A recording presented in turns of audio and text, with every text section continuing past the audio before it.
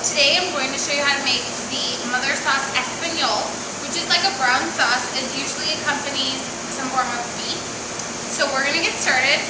This one is not that difficult, but it is a favorite. The students really like this one. So what we're going to start off by doing is in this bowl, you will have a whole day to prep this, just like the other sauce labs, if you've seen any of those videos. So in here, I have combined mirepoix. You need a half pound. So when you divide it up and you put it in your plan sheet, you want 4 ounces of onion, 2 ounces of celery, and 2 ounces of carrot. So you want 8 ounces total, which is a half pound. So then what I'm going to do is I am going to heat up 2 ounces of butter, which is 4 tablespoons. I'm just going to heat this up, and it melts very quickly. Okay, like so. Just heat that all up. Now, in your recipe, it says to have your mirepoix medium dice. So as that's heating, a medium dice just means like, you just want like a rough chop, and that's just because you're going to saute it and cook it out. Sometimes if it says large dice, small dice, and it just depends on what you're adding to it. This is going to cook for about 1 hour to 1.5 hours. So that's why you want a medium dice, because you want those to stay whole. Where you'll notice with like vegetable-based sauces, it cooks less time, so you're going to cut them smaller. Or if it cooks for 3 hours, you cut them larger just so that they stay whole. Alright, so this is all ready to go. So I'm going to add in my mirepoix. Good to go. And then I'm going to let this caramelize for about 5 to 6 minutes. As that's caramelizing, I am going to show you how to make your sachet.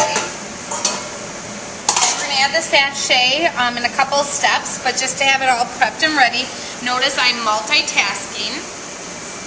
You can have this already prepped on your prep day. It kind of just depends on how much time you have. So in my sachet, I am going to put 1 bay leaf. And this is just cloth. In your recipe or in class, you're going to use some cheesecloth, which is just a looser weave. This is just regular cloth. It will do the purpose just fine. Do a pinch of thyme, which is just leaf thyme. I'm going to do 2 parsley stems. So I can take those leaves off and throw them away. And I'm just going to fold them up like so. And then what I'm going to do is you're going to have a pinch of black peppercorns, and it says to crush them, so just put them together. And I still need to crush them, so just take that and crush down to break them up. If you really want to get a lot of flavor out of that, you can also toast those up if you have time. You probably won't. Okay? And then you're just going to fold this up. So. And then I'm just going to tie this together. You can usually use twine. We're just using some thread. I can make this longer, and then I can attach it to the side of my pan. So that's all ready. So I'm just going to set that there. And I'm waiting for this to caramelize, so we'll be right back. Alright, so we're back, and if you want to take a look at this, all of my vegetables are caramelized nicely. They're a light brown color. You don't want to over caramelize them, or else the butter kind of goes away, and you still want the butter, because now you get to make a roux. And for this, because it's an Espagnole sauce, it's a brown sauce, so you're going to make a brown roux. So to make a brown roux, roux is equal parts flour to butter. So we had 2 ounces of butter, so I'm going to add 2 ounces of flour directly with the vegetables. This one's not made separately. So I'm just going to put that in there. And then I'm going to move my flour around to soak up all that fat and make my roux. And this is going to cook just a little bit longer than if you were going to make a white roux or a blonde roux, just because you want it to be brown to give the sauce its brown color. So it looks dry, but you just keep moving it around or else it will burn. And this will take probably about 5 minutes, and it will smell nutty compared to if you were just making a white or blonde roux. So we'll be right. So I finished cooking my roux, and you can see it's a light brown color, and it's pretty nutty, and it's been cooking for about 5 to 6 minutes. You want to make sure you don't speed this process, or it's going to look dry like this, and that's what you want, okay? Any remaining on here, just take it right off. You want all of that in there. And to that, I'm just going to lower my heat. I'm going to add my stock, but as I'm putting my stock in, I need to be constantly stirring. Ooh, it's a little hot.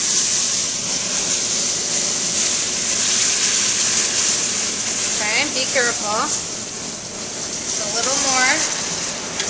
And I'm just going to keep moving this around to incorporate my roux. I'll be right back so the steam can go away. Alright, so you can see all of that broth got soaked up like a sponge into that roux. So I'm just going to keep adding a little bit. I'm going to stop and then mix it. So my roux, when I added that, as you saw, it was very hot, and my stock was also pretty warm. So incorporating warm stock to warm roux is a good method of doing so. The purpose is if my stock was completely ice cold and I incorporate it with the hot roux, sometimes the roux will lump. So this is a nice way of incorporating it. And I just want to keep pressing to get some of those lumps out. So you don't want the lumps, it's disgusting. Okay. Add in the rest of my stock. And to get my brown stock, I'm using just beef bouillon cubes or beef packets. You can make your stock from scratch from beef bones. It just takes about 8 hours to make. Or you can buy canned beef broth. We just use the ready-to-go bouillon. So when you make that, the ratio is 1 cup of water to 1 packet or 1 cube of beef bouillon. So this is all good to go. The next thing I'm going to add to give it its darker brown color is you add tomato puree, and we need 2 ounces. So I'm just going to put that on in there. This is just canned tomato puree. Mix that around, and this is it's going to give it a little acidity, and it helps make it that brown color that you're looking for.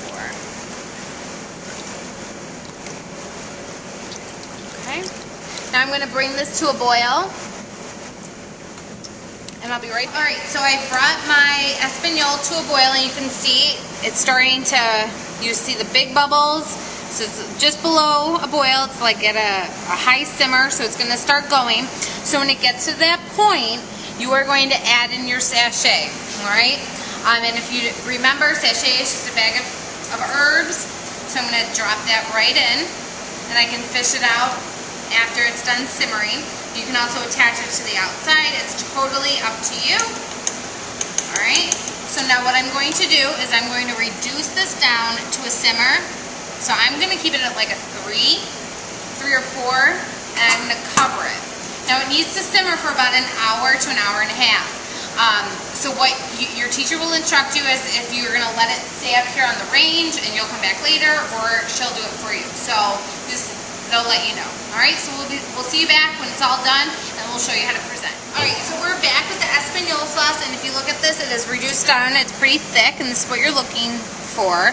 So what I'm going to do is I'm going to take this sachet out, just toss in the garbage. Okay? Then what you're going to do is you want to strain out those vegetables, and you're just going to put it in a colander, like so. All out. We're good to go. I would start cleaning that right away, and then what you're going to do is just sieve this through to get all those vegetables, all the sauce in the bottom. Now, because we're using this colander, we're not using like a china cap, you really got to kind of push it. And then what you're going to do is, this is still day 1. On day 2, you'll reheat your sauce, and then you will make hamburger patty. So I'm going to show you how to do that. So we'll be right back. So now the Espagnole sauce is day 2. It's warming up. It's completely free of vegetables. And now I'm going to make my burger patty. You're going to be sharing this with other groups. So you only get one. So even though this has a lot of fat in it, you still need to put just a little bit of oil to prevent sticking. Just a little. You don't need to add a lot because you don't want it to be completely greasy. So I'm going to add like a capful, which is like a teaspoon. And just heat that up. Okay.